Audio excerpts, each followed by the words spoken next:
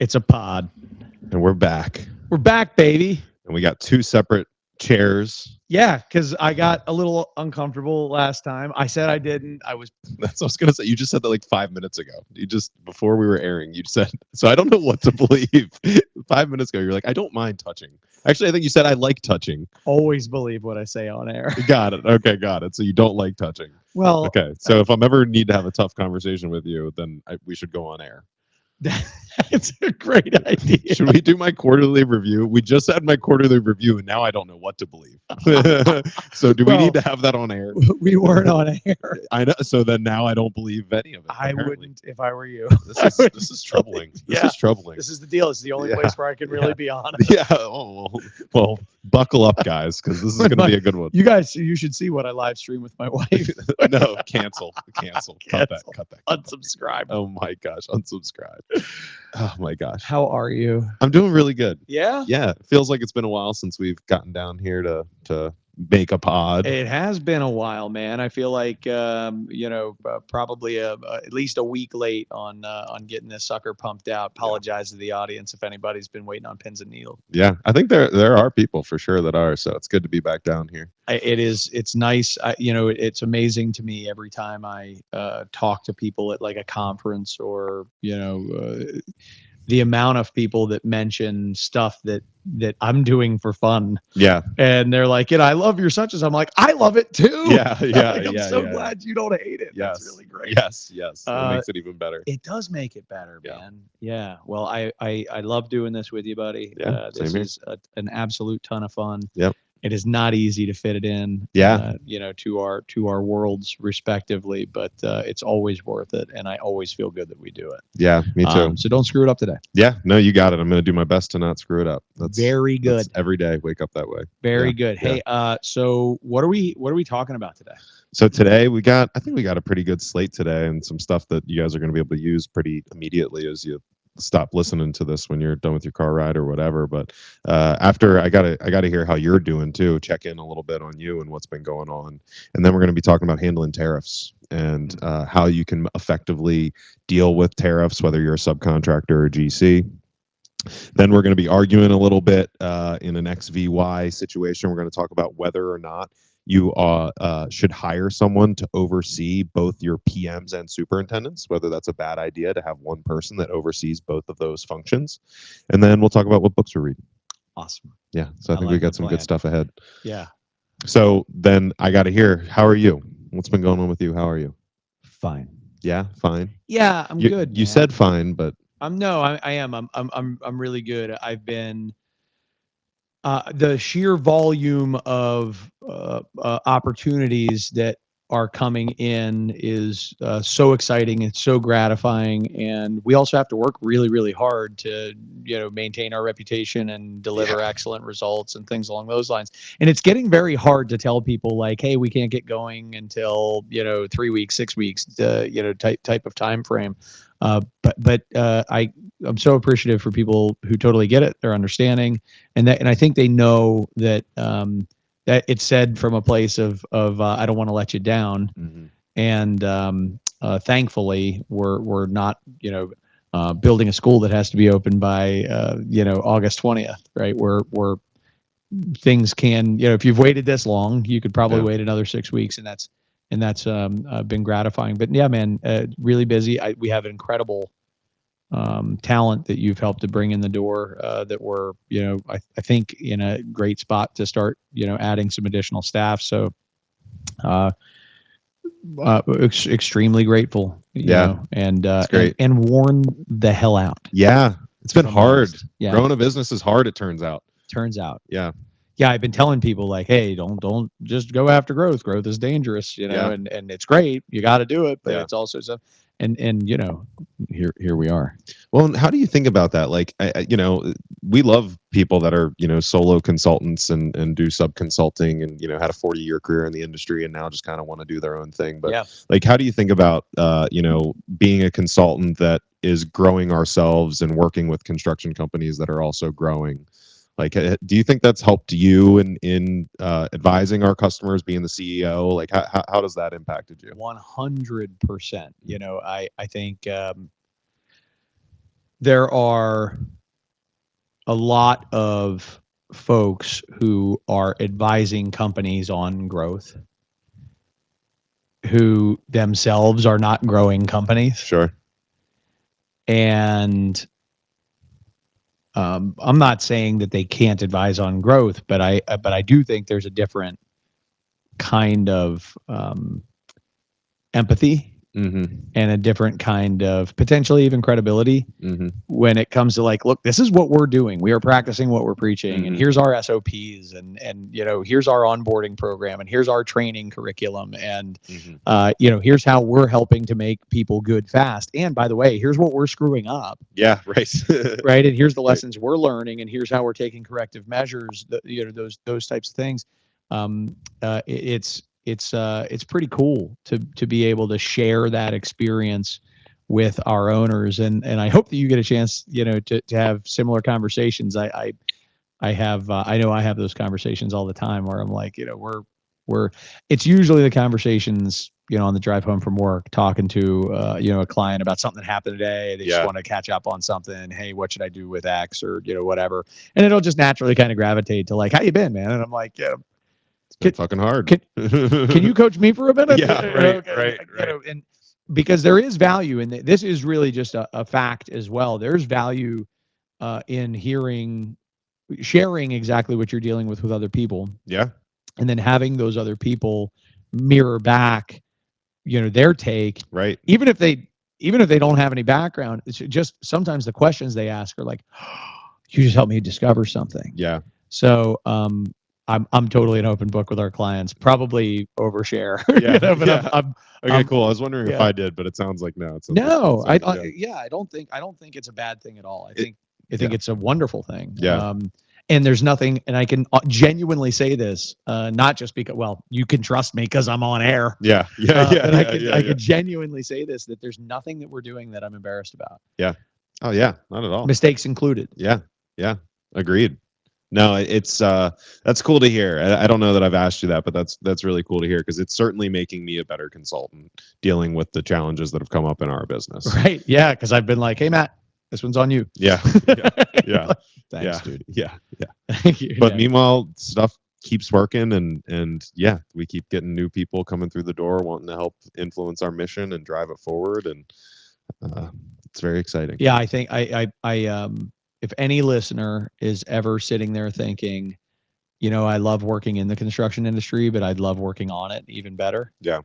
And that really feels like a calling to you, don't hesitate, reach out. We're growing. We have openings all the time, and we're the more amazing folks we have, the more people we can touch. Yeah. And there are a lot of people who really a ton of people who are coming to us. Yeah. More than we can fully help. Yes. So we are turning work away, which is a weird experience too. Yeah, it is.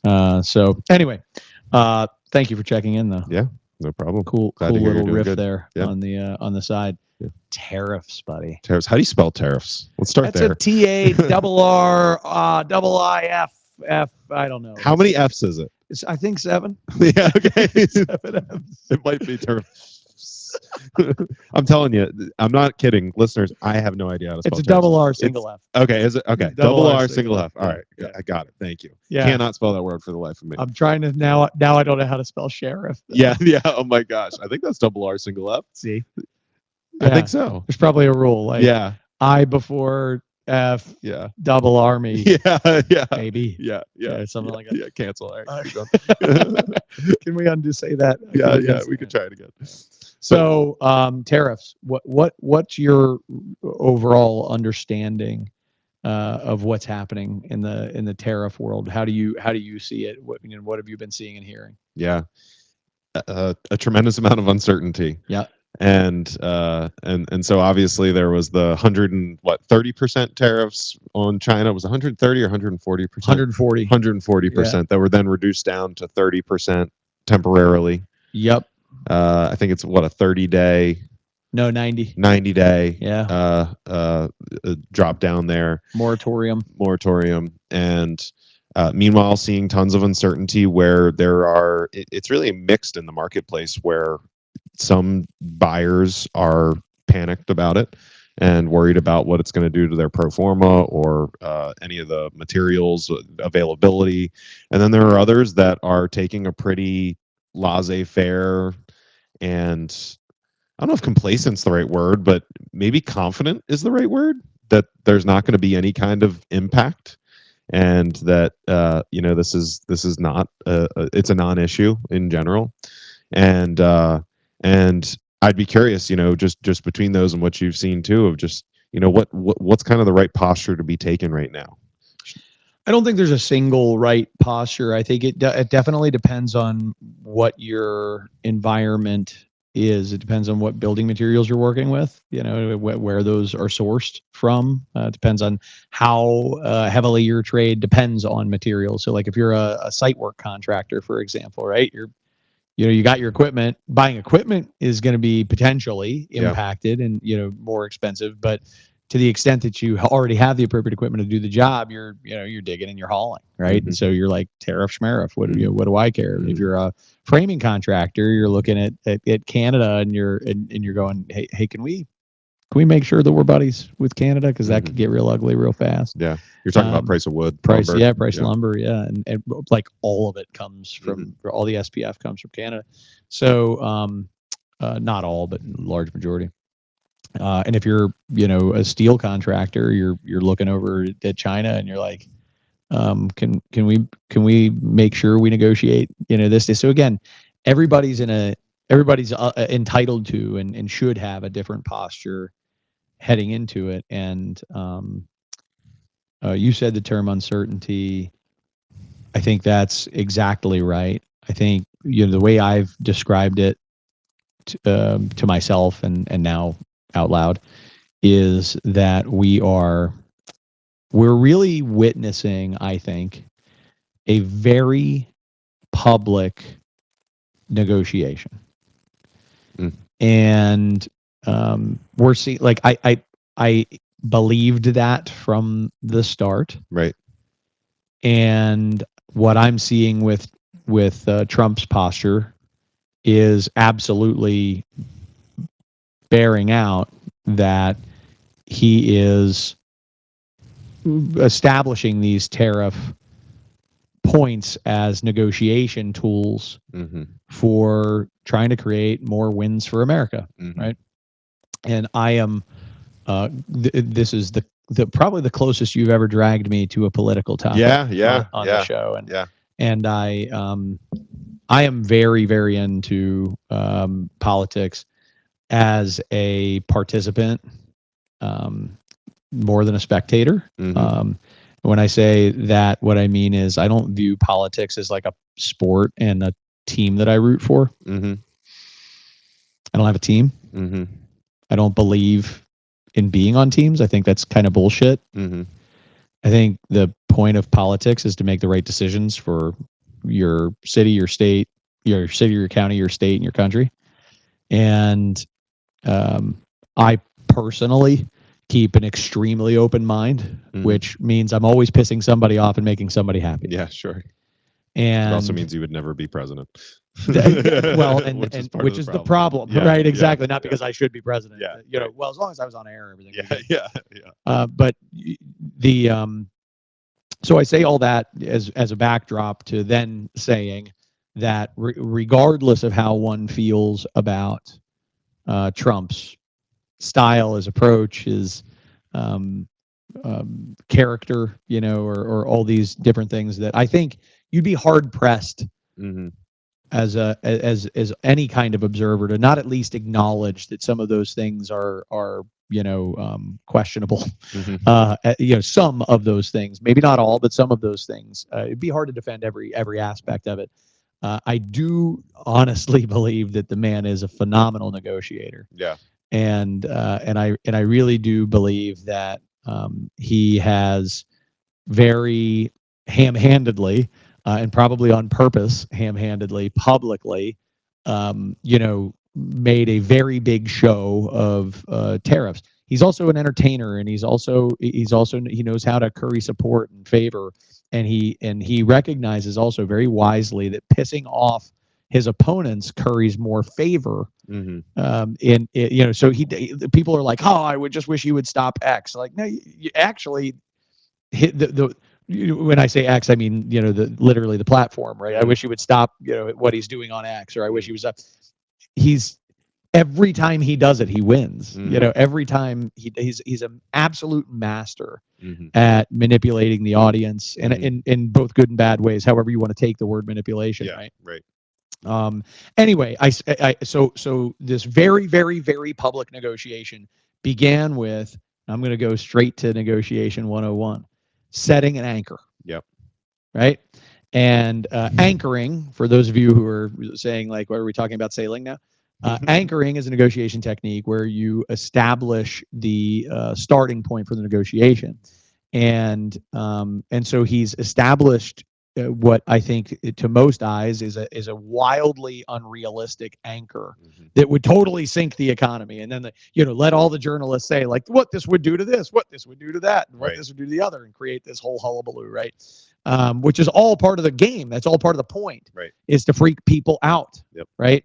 And the freak out's an important point in negotiation, because if I can get you to freak out over this number, it enables me to then leverage a second concept of negotiation, which is to leverage the power of contrast. And the power of contrast is when I ask if I can cut off your arm, and you go, what?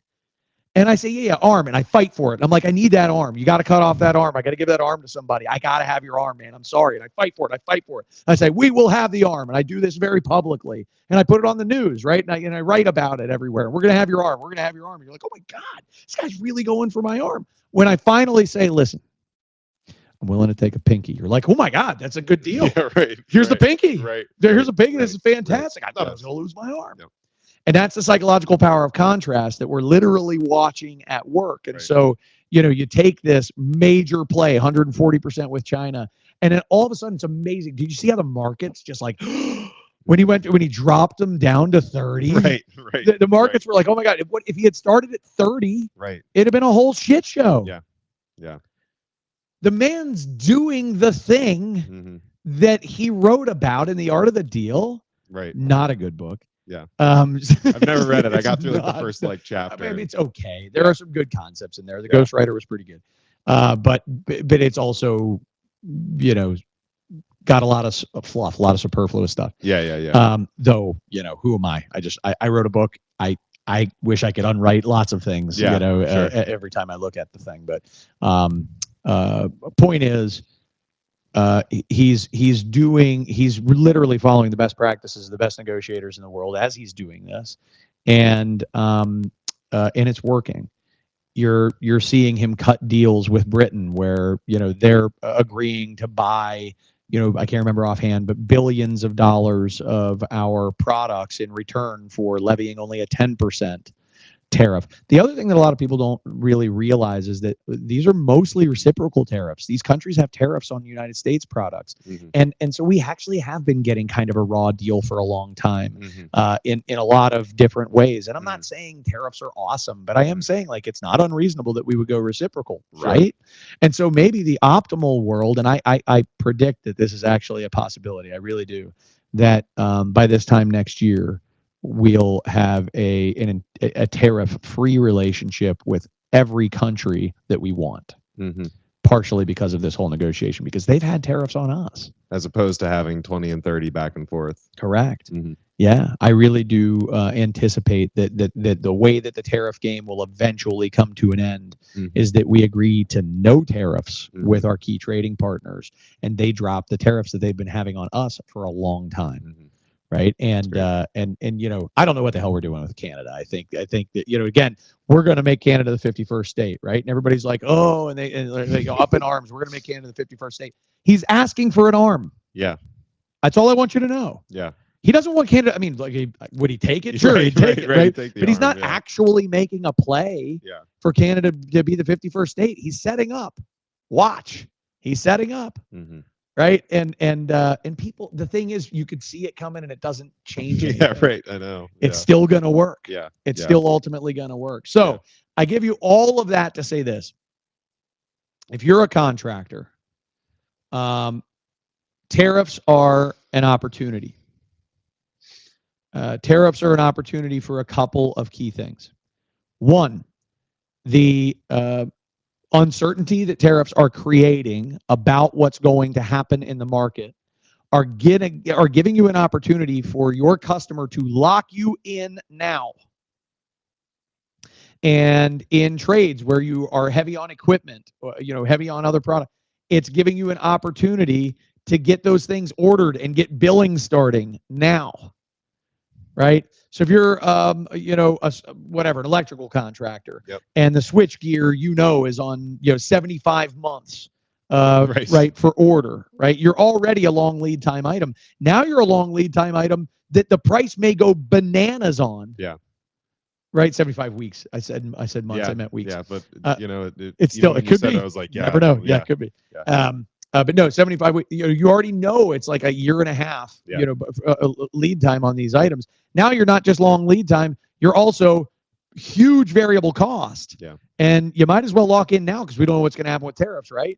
So I'm seeing an opportunity for trade contractors and general contractor CMs to get under contract as quickly as possible, to lock things up, get them off the street, get them at today's price, right? And start placing your orders. Now, if you're not in an industry where you can place your order today and get stuff shipped months and months and months in advance, it gives you opportunity number 2, which is to exercise contract clauses that can protect you and actually start. And this happened during COVID when construction materials were going out of control. It didn't happen early COVID. A lot of companies got crushed because they were holding the bag on material cost escalation. Right. But owners were watching that, and general contractors were watching all this pain that was caused by companies that were absorbing material cost escalation.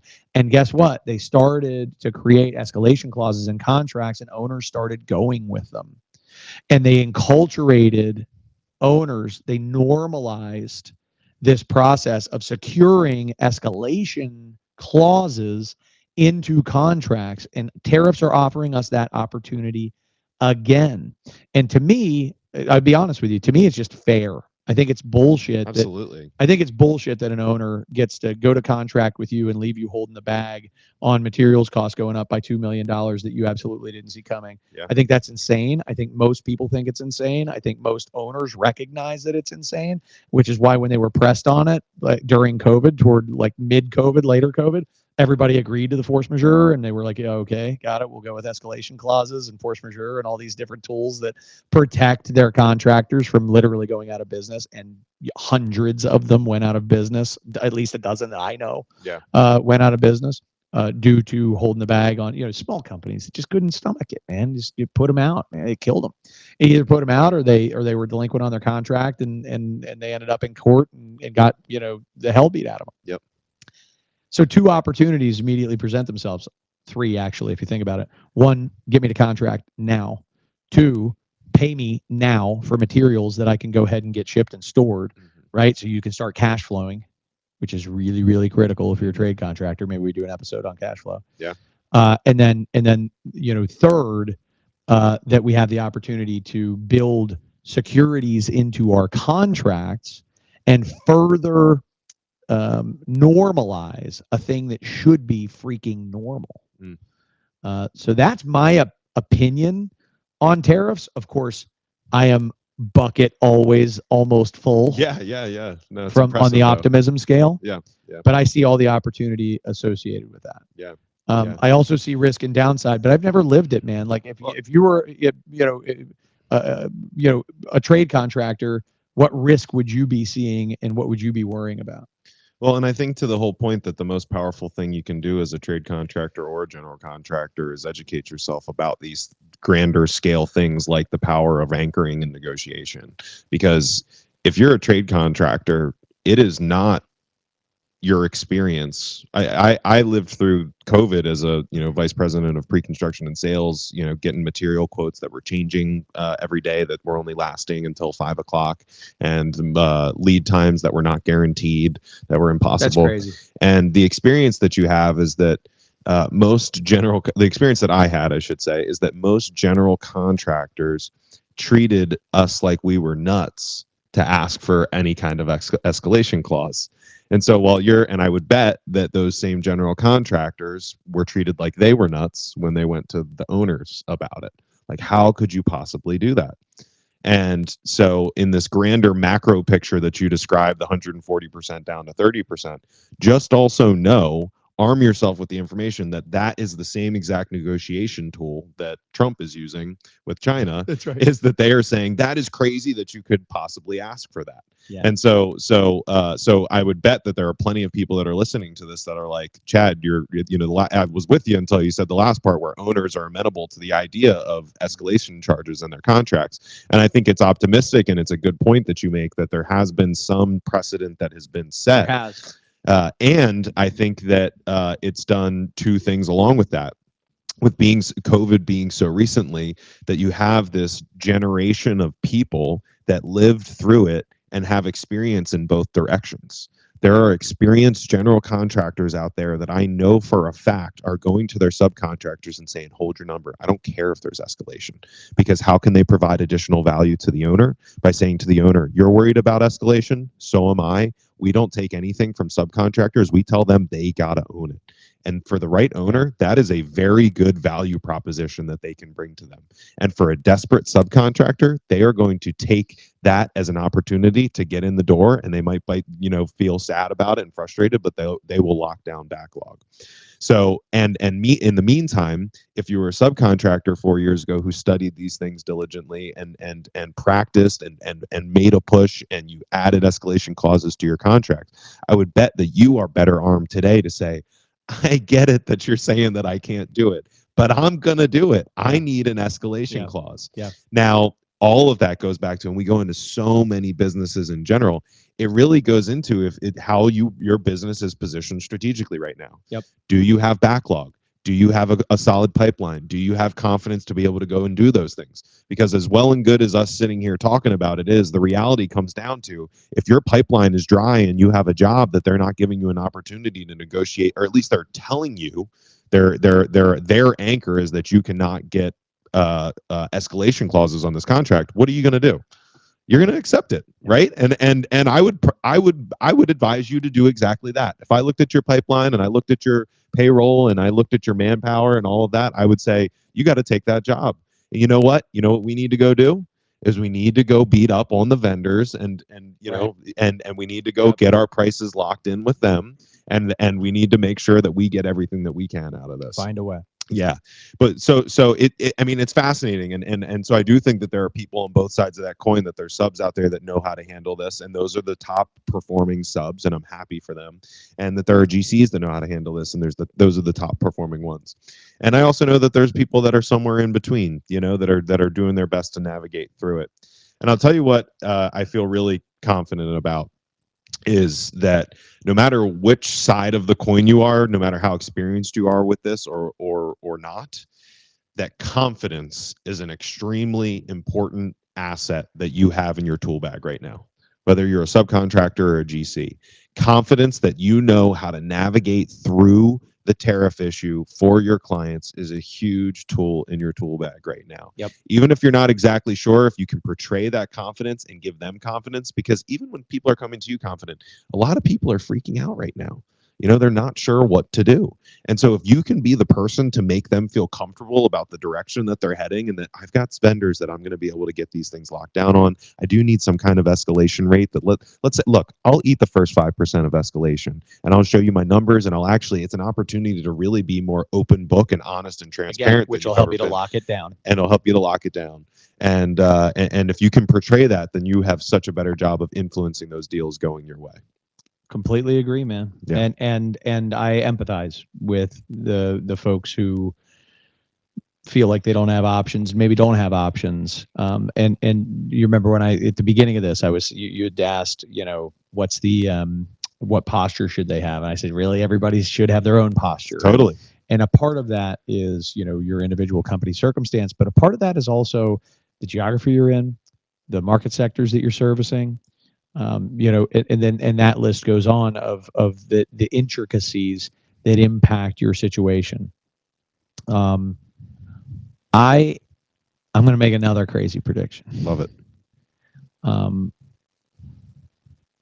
not only do I think that tariffs are A, mostly a negotiation, B, will mostly be low, and C, may even go away altogether. That's the big bold prediction. I would give that a certain percentage of chance of happening. That I don't know that I'd bet on it, right? But I really do think it's a possibility. Um, I also think there's another major possibility that manufacturers will end up eating a lot of the tariffs in their margins. What makes you say that? So manufacturing, this is not a blanket statement. Don't take me too literally here, but manufacturing as a sector has more margin to work with. Okay. And so, again, to think about the law of elasticity in economics, okay, that as as you stretch beyond the point of elasticity, the market dissipates, right? Demand drops. So if I manufacture, whatever, steel, right? If I fabricate steel, right, and I you know what I mean, manufacture steel, and I take that raw material and I work it into steel, that I need people buying that. And if I am holding firm to, I got to make my previous profit margin, plus I've got to make my, you're gonna pay the tariff. Yeah. You're gonna pay the tariff. And the market says, no, we're not. We're just not gonna build anything. Keep your steel. Have a good day. That's really bad for my business. So there's all this downstream economic impact. And in a way, I think there's a game of chicken going on. Yeah. Will the developer pay for the tariff? Mm-hmm. No. Will the GC pay for the tariff? No. Will the subcontractor pay for the tariff? No. Will the supplier pay for the tariff? No. Will the manufacturer pay for the tariff? I think in a lot of cases, they're going to absorb a fair amount of that. And the reason is because their margins are, as a whole, better than margins for these contractors. When you're saying manufacturer, like, are you talking about like a glass fabricator, for example, or like an insulation? I'm talking about the are you talking about like I'm talking about the overseas billet? companies. Yeah, I'm talking about the overseas companies that are manufacturing the product that they are shipping to us. Right? Okay, got it. Where the tariff takes impact. I'm not talking about the people who are necessarily assembling, unless that assembly happens overseas, in which case you're paying for the tariff. And by the way, I think if it's just assembly that's happening overseas, I think you're going to see, and this is all part of the the grand vision, right? Is that we're going to drive some manufacturing and some assembly and some fabrication stuff to the United States, Sure. Because these people they're like, what the heck, let's just do it here. But I'm more thinking about the folks who are shipping over the materials themselves. And I don't think anybody. I take it. You know what? I do think they're getting kind of fat and happy on their margins. I do think that they are pretty intense about protecting their margins. I do think that there's a fair amount of collusion going on, with the manufacturers of this stuff, and that they're pretty well price fixing and keeping these things, inflated. And again, are you talking about, like, when you say manufacturing, are you talking about like the macro level of like aluminum billets coming across on a ship? Yes. Okay. Got yes, it. That's exactly. And like steel and correct. Got it. So less fabricated glass units or manufactured roof insulation. The world, those worlds better than I do, and, Yeah. and you can get into the ins and outs. My question would be: is that stuff manufactured in Colombia and then shipped here, or is that stuff? Some of it here? is, yeah. Okay, so so then I'm talking about them too. Yeah. Then Okay. I'm talking about them Yeah. too. You know what I'm saying? Yeah. I think all I'm saying, I think tariffs are going to be a lot lower than they appear at the moment. A, and I think manufacturers have a deep incentive to keep the machine moving. Mm-hmm. B, and I think that in B part one, right? I think they have more room to move. Yeah. Yeah. I believe they genuinely have more margin to play with in that stuff than the contractors who are. I know the general contractor doesn't have room to move. They're not going to absorb any of this stuff. Yeah. Though, little side note, a lot of the general contractors in different markets across the United States buy the materials, and their subcontractors are doing just the labor. Right on that stuff. So right. This is not just a trade contractor conversation. It's also a GC conversation. And anyway, get escalation clauses, guys. Yeah. And get a little uncomfortable with negotiating with your vendors and with negotiating with your GCs, or negotiating with your subs or whatever, because vendors are sending letters all the time that, hey, glass is up 15%. Thanks, just letting you know. Yeah. And again, there's a lot of posturing that goes along with that, and there are a lot of people that are paying it, and I think that's great. But I think, to your point about that they're going to be willing to accept it, turns out it depends on how fat and happy they are, but there's opportunity to negotiate those things down significantly, and you just got to get a little bit uncomfortable. Overall, zooming out from tariffs and just zooming out to the broader economy. Projects with investor money are all dealing with long-term uncertainty from this conversation. Yep. So while there are short-term opportunities, there are long-term uncertainties. Yeah. And those long-term uncertainties are definitely throwing a wrench into projects that have that may have broken ground later this year or may break ground next year. There's so many question marks about that stuff. I don't think they're going to die on the vine, but I do think that a certain percent will. And investor-driven construction or developer-driven construction is going to be most deeply impacted, where mission-driven construction is going to be relatively unscathed. If I'm building a data center because I need that data center to be making me billions of dollars, right? I'm going to build a freaking data center. I don't really care what it costs. And I do think if you think about that on a macro level, that is probably the biggest threat, that the manufacturers won't eat the cost because there remains enough demand in other sectors to justify, look, okay, I get it. You're not going to build your tenant fit out project because of this. Understood. I don't really care. I'm building, a data center, and I'm building a manufacturing facility, right? I'm supplying those guys. So you're so right. I don't need to lower my price. And the unfortunate truth is that there's a lot of subcontractors that are just paying the extra money too, and don't have escalation clauses in their contracts and eating it altogether.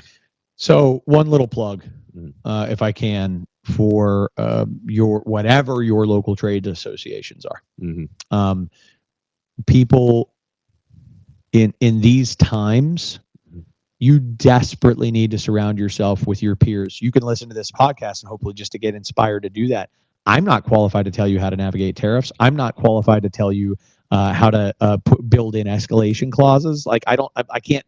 Matt and neither Matt nor I are attorneys who deal with this stuff every day and can hand you over contracts. But you know what?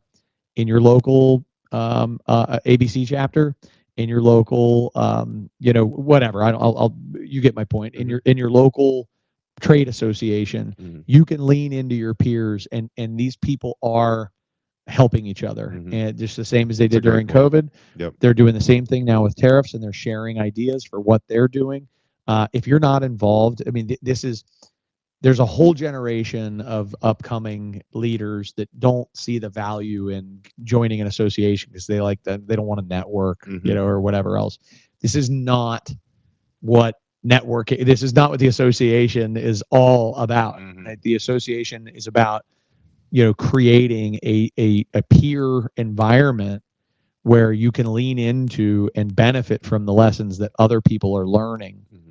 And I got to tell you, there's a lot of people being very generous with, helping one another with how they're navigating this stuff. Yeah. So, again, lean into your trade associations. They're going to have answers to this stuff. Yeah, that's great. That's great. Awesome. How would you summarize all of this before we move on to our fight? Tariffs are a game. Unfortunately, we're all pieces on the chessboard. And no, tariffs are a negotiation strategy that is, the early returns are good. They're working. And when I say they're working, I don't mean tariffs are working. I mean the threat of tariffs is working. And I think that overall, if I had to bet, I would bet that we're going to have some tariffs that are here to stay. I'm not saying that we'll have zero tariffs with everybody, but I think with key trading partners, we will navigate to a place where we don't really have, crippling tariffs. Yeah, cool. I like it. I hope some owners listen to that and say, "Screw it, I'm going to start that project." Yeah. Oh, that would we need it, guys. We need it. Yeah. Keep the jobs. Again, going. depends on the sector. This is the era of the mega project. I was just on the on with a client yesterday that they're $800-900 million general contractor, and they're about to push into 1.6 billion next year from 800-900. They're going to be adding like 70-80 people to their staff in a single year. Wow. To keep up with all that stuff. Why? Mega projects like manufacturing, data centers, Yep. and there's some other spots where mega projects are at. But those are the two big ones.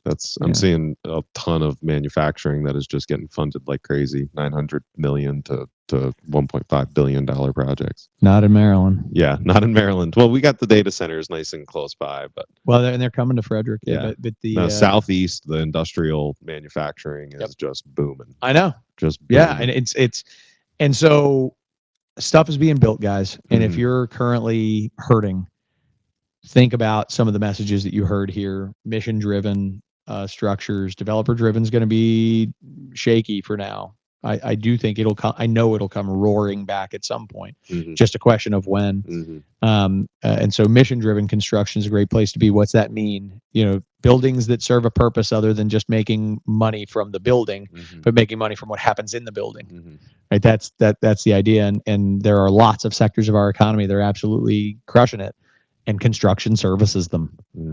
So get creative, think outside the box. And also, don't do shit you don't know how to do. Yeah. Learn how to do it. Yeah. It's great. Good advice. All right. You want to fight? 100%. Yeah, of course. 100%. Okay, perfect. Let's roll. All right, perfect. All right. So what we're talking about here is it a sound strategy to promote or hire someone to oversee your project managers and your superintendents?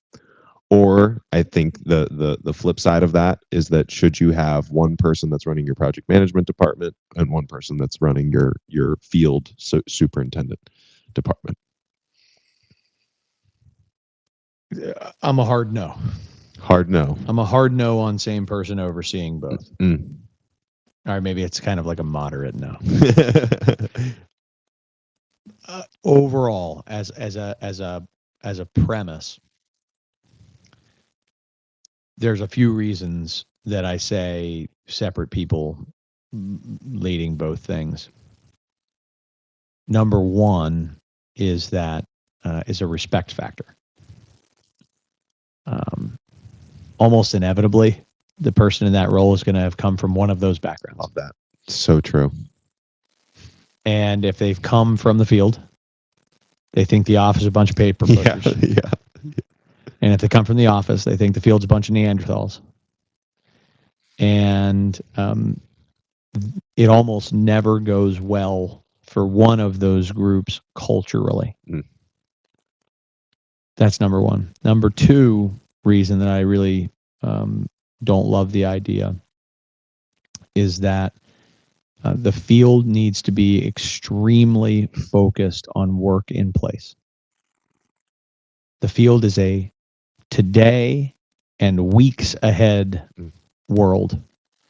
The office is a 3 months and 9 months ahead world. The office is only dealing with today's stuff when stuff comes from the field. And I view the office as a service department for the field to keep the field from having to mess around with a bunch of stuff. The office job is to give the field all the tools they need to be successful, and then when the field has something that needs to go to the office, that the office's job is to get that moving forward and keep them clear to continue to put work in place. And so I think those two focal points for a leader to be shifting gears between today and weeks ahead to long range, it's a big ask. And then the third reason that I don't particularly like it is just from a sheer. So again, it depends on the size of your organization, but a sheer number of direct reports. I don't think somebody can really effectively oversee more than 8 people. I think 8's a lot. And so when I picture this model and I picture what I know about a lot of general contractors, for example, might have 6 PMs and 18 people in the field, 22 people in the field, something along those lines. I don't think one person can even manage those 22 people, let alone the 6 on top. So for those 3 reasons, I'm out. That's great. And it's your first point directly related to where I'm yes, which I've found it extremely useful lately. It's something that we've been talking about in our business that again has helped me to clarify some thoughts for the clients we work with, to really picture the avatar person that would have to be in that position to be successful. What would their resume need to look like? What kind of experience would they need to have to really be that person that can launch us to the next stratosphere in that role? And when I think about that person, where I'm a yes, is it's somebody who has experience on both the project management and the superintendent side, and that they had some experience probably working in the field first, got to really understand it, and made that switch into the office, and has tons of credibility in both of those places. If I've got somebody like that especially works for a general contractor, I'm feeling pretty confident about that person being able to oversee, obviously until, to your point, a certain size. At a subcontractor, I'm not sure that it's ever possible because what happens when you get into a subcontractor is if you're overseeing the project manager, to your point, if you're overseeing the project managers and the supers, what are you ultimately also overseeing? Manpower and resource planning. Totally. And maybe you've got a general super or something like that can do it, but it becomes an extremely difficult job for this person to think about where guys are going to be on a daily basis when they've got all of that going on. So if I'm going to put somebody in that spot, I do want them to have experience in both places. And then I do think it's important to mention as a grander picture that as you climb up in the org chart, as I start thinking about like a director of operations or a director of construction. There I can get behind you, by the way. Yeah, because they probably have a senior PM reporting to them and a general super. They don't have 18 people. Yep. The senior PMs overseeing the rest of the PMs. And the point is your project management staff is reporting up to somebody who's in charge of that group, and your field staff is reporting up to somebody who's in charge of that group. And then they can report up to a single, inevitably they're going to report up to a single person, whether that person's the owner or whether that person's a director of operations, VP ops, whatever, COO. Inevitably it will ultimately go to one person. That I can get behind. And with the right size organization, having a director of operations, in that spot is mandatory. Like you have to have somebody who controls that whole, do work function, plan work, do work function in the business. So there I'll go with you. I'll also go with you on the unicorn strategy. Yeah. Oh, I like that. Yeah, got it. I agree. I mean, to the extent that you and some companies, by the way, a little side note. Our colleague Cody Fournier mentions this a lot, and I think she's spot on with this comment. But there are some general contractors that do it right.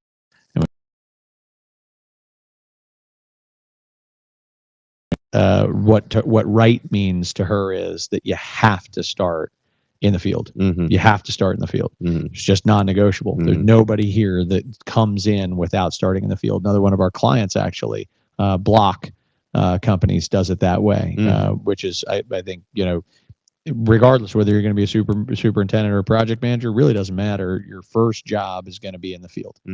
And then from there, you may move into the office or you may stay out in the field, but it's required. And if you want to create unicorns, which is really what I'm in the business of doing, I love that, man. I love creating special people. So you didn't ask if we were involved. Right. If we were involved. Okay, you can do it. Right. Totally. But I love creating, special people. And one of the ways you create special people is by thoroughly cross-training those people and so I'm behind the unicorn strategy as well, and making that a strategy in your business, that we create these unicorns. We create these people who are so incredibly well cross-trained that they can flex back and forth. And imagine that, by the way, having the ability to flex, PMs in the field back and forth, right? Like that kind of stuff, which some trade contractors absolutely do that, and some GCs that do very small work do that. Type of stuff too. But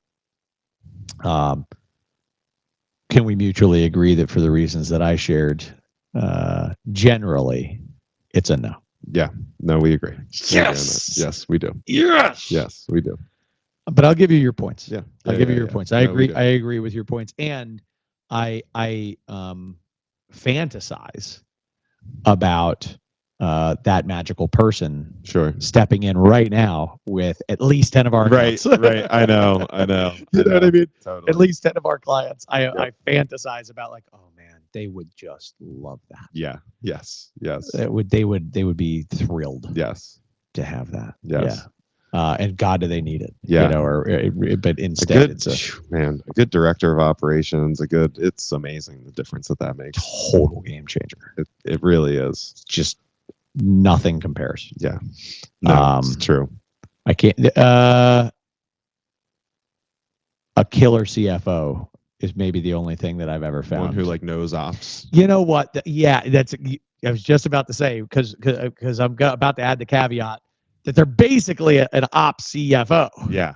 Right. A CFO that like a killer CFO carries that weight. Yes, a killer CFO who can look at a project financial and tell you what's wrong with the job. Right. Yeah. Like, it's just unbelievable. Yeah. And can see it from day one. Yeah.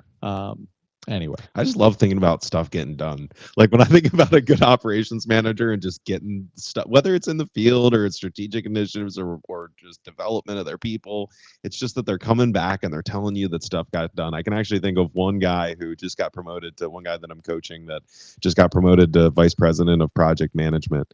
And I told him recently that, man, just every time I talk to you, you are getting a little bit better.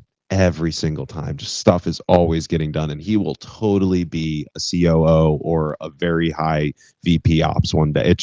If he's not, it's a shame, because he would be excellent. Well, the company's got to grow. It is. Oh, it is. So we're working on that growing. piece too. Yeah. Oh, it's growing. Oh, yeah. But you know what I mean? That is.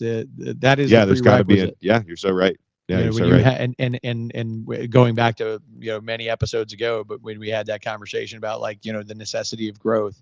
Yeah, totally. You have those people. You will not have them. Yeah. If you do not create space for them to live their full potential. Yeah. But no, I also adore knocking things off the list. Yes. And watching companies. Our business is so good. The most relaxing. We get the shit done we say we're going to do. Right. The most relaxing they're most relaxed that I ever see the owners of our client companies is two things. When a job closes out and when they win one. Nice. And the people who are masters at getting those jobs closed out so that they can move on. Yep. Those are gifts. Yeah. It's great. Any darn way. What are you reading, buddy? Oh my gosh. you might be sick of hearing me talk about it. Maybe you're not. I don't know. Maybe Aaron, our director of operate, who, by the way, oh my God, we have the best director of She's a operations. killer. We have the best one. Sorry to everybody, Dude, but it was like she is me and unbelievable. her, and I was like, "This is true story. This is awesome." I hope she doesn't mind that I said it. It was not just me and her. When I hired her, I knew her quite well, and I had my sights on her for years. And when I hired her, it was, I think our company was 3 people or something like that. Our Yeah. company's 14 today. Yeah. Totally going to be like 17 to 18 by the end of the year. Oh, So when we brought her on, I was sitting down over dinner with her, and I was basically, I basically said, listen, whatever title and whatever money, just name it, and you're here. Like, it's done. I will take care of it. This is And- called negotiation, by the way. Yeah, this is not how one should negotiate, but it's how you can negotiate with somebody you deeply That's gonna trust. say in a high trust You know what I environment. mean, like, This is how just you create, like, negotiate. she's just, anyway, again, I've known her for years. So she was like, what title do you think I should have? And I was like, COO. And she was like, I'm going to be a COO of a 3-person company. And I was like, yeah. And she said, why don't we dial that down a few notches and I can grow into that? And it was just like, yeah. Okay, now I'll pay you double whatever it is that you were. I was like, Right, oh my right. God. Yeah. You know, right. and then the same thing happened with money. No, I'm Yeah. not even kidding. Yeah. I was like, I want to pay you this. She goes, can you afford it? I was like, no. Yeah. And she was like, well, then pay me what you can afford. And I Yeah, was like, right. God damn it. Yeah. She's so good. You're amazing. You know, Yes. so yeah, anyway, Shout sorry. out, shout out Yeah. Aaron. Shout out to Aaron. Aaron's the She's the best. greatest. She's the best. So anyway, I keep talking about this book, but I'm reading Their Finest Hour, which is Winston Churchill's second book in his 6-volume series on World War I'm II. so jealous that you're reading this so stuff. good. It's so good. Winston Churchill is easily one of my mentors. Yeah. Like, I think about him as we've been going through these, growth pains with our business over the last 6 months. I think I told you, but excuse me, jeez. But I think I told you, but basically, as that was happening, Churchill was so resolute throughout World War II. And there's the famous speeches of we'll fight on the beaches, we'll fight in the air, we'll fight in the ship, we'll fight. And all of those speeches, you've just got to remember that he had no idea what was going to happen the next day. Looking back, things from World War II seem linear. It seems like we know that the good guys win. Don't worry, Churchill. It's going to be okay. Yeah, right. Right. And when you're living that, there's no idea what's going to happen. They were blitzed for hundreds of days. Yeah. I mean, it was nonstop. Citizens being killed every single day, and he was resolute. Yep. and gave confidence and drove the amount of initiatives that he drove by sheerly writing well and being persuasive and making sure to communicate with all of his direct reports and give them clear responsibilities. I mean, it's unbelievable stuff. So many good things coming out of that. I am definitely going to be going down that road with you at some point soon, but then I won't have anything to talk about on the show. Yeah. So I'm a little worried about cracking a book that you've already talked about. Little Churchill opinion. Yeah. The only situation that you would ever want Churchill in charge is absolute war. What an insufferable prick. Yeah, which is such an interesting. Well, and it is funny because he figured out some loophole where he can post. He would apparently post his meeting minutes to the bulletin board outside the meeting room or something, and that declassified the info. It was something like that. It declassified the information. So he has like these letters that he wrote to like King George and to FDR and to all of the chiefs of staff, and like they're just published in this book, which is just unheard of. It typically would be classified information. And the one thing that you don't see is the responses. So he writes this whole thing that's like, I expect this, and this, and I'm telling you, it is a master class in persuasion. I mean, if you want to learn how to write persuasively and write persuasive emails, read Churchill. It's unbelievable. That's great. But what you don't see is how often it actually worked or got the result. Well, I mean, all we know is that it got the United States into the war. Yeah. And you're right. It often got what he wanted. It often did. So I'm not like, whatever. It's just, I do think about that sometimes. It's like some people probably read it and were like, "Oh my God, what an insufferable prick!" You know, like. Do you think he convinced the Emperor of Japan to attack Pearl Harbor? Yeah, that I haven't gotten there yet, Yeah. so I'll let you know when I find out. But anyway, what are you reading, Chad? I'm reading a book called Rise Above. So before I tell you about the book, I want to tell you about my personal favorite podcast, which is Making Sense by Sam Harris. To me, it's just Sam and I see the world through really, really, really similar lenses. I definitely disagree with him on some things, but I think he's speaking of persuasive. He's wildly logical, maybe the highest IQ person on air. Really, really, really sharp. And he had on a guest, and I listen to every one of his podcasts. They're like these 2 hour, marathons, but they're so good. And he had on a guest. A guy's name was Scott Barry Kaufman, and he had written a book called Rise Above, and it's about the prevailing sense that it's kind of like almost good in our current society that you are a victim, that you take this victim posture and that works for you, and that being a victim helps you to get into college, with essays, and it helps you to get free shit from the government, and helps you to, like, just that claiming victimhood, victim status across any number of reasons for victimization, be it disability or life experience or gender or race or any of these things, that they are that we've created this kind of culture where being a victim is kind of like it's a chit. It's something that you should want to have.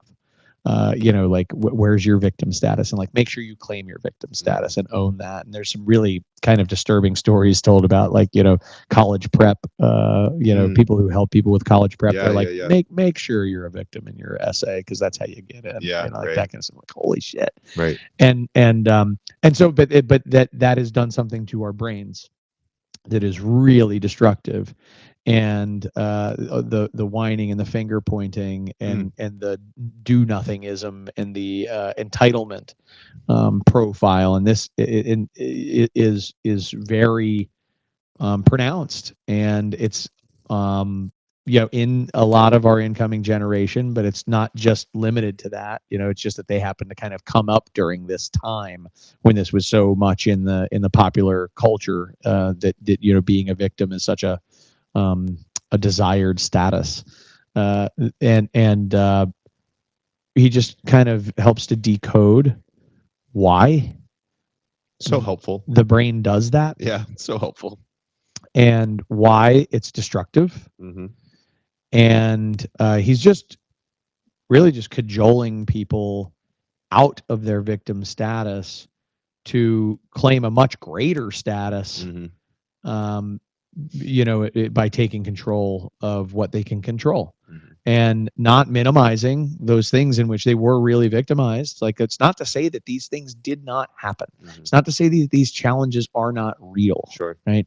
But it is to say that making that your entire, sort of sense of self is incredibly destructive. Big fan of the book. Awesome. I've also spotted some areas where who can't stand victim behavior, am doing it. I'd rather not talk about it.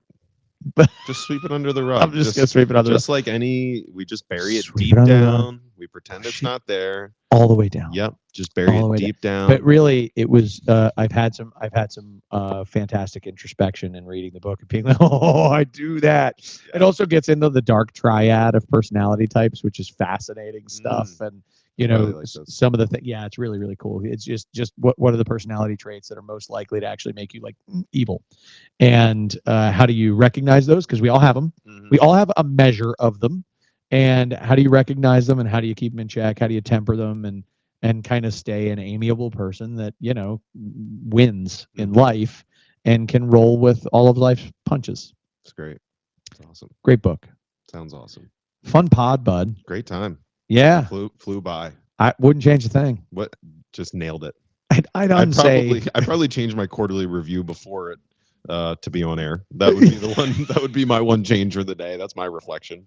Yeah, that makes a lot of sense. Yeah. That seemed good at the time. We're gonna do all of our Yeah. quarterly reviews That should live. probably be pretty. That would be such a That'd be fascinating interesting. thing. Yeah. That would be Oh interesting. man, I would love the feedback. Yeah. And seriously, I would love the Yeah. feedback. People Yeah. would be like, "Why did you say that?" I'd be Yeah. like, I don't know, because I suck as a leader. Yeah. I'm just not good at things. I don't think that would happen. Well, I think you might be surprised. Yeah. Maybe I would be. Thanks for being with me. Good Guys, job, Chad. Good thanks time. for listening. Thanks for watching. Thanks for being a part of our community. Please subscribe to our stuff. Reach out and talk to us anytime you ever want. Consider hiring us to do stuff for you. We don't suck at stuff, most of the stuff. Yeah. And like podcasts, we're not great, but everything else we're really good. Yeah. And consider if this is something that you're like, man, I want to do what those guys do. Consider doing it with us. We're here. We're having fun. We work with our friends. It's a good gig. Yep. So true. Cool. Thanks. Love y'all.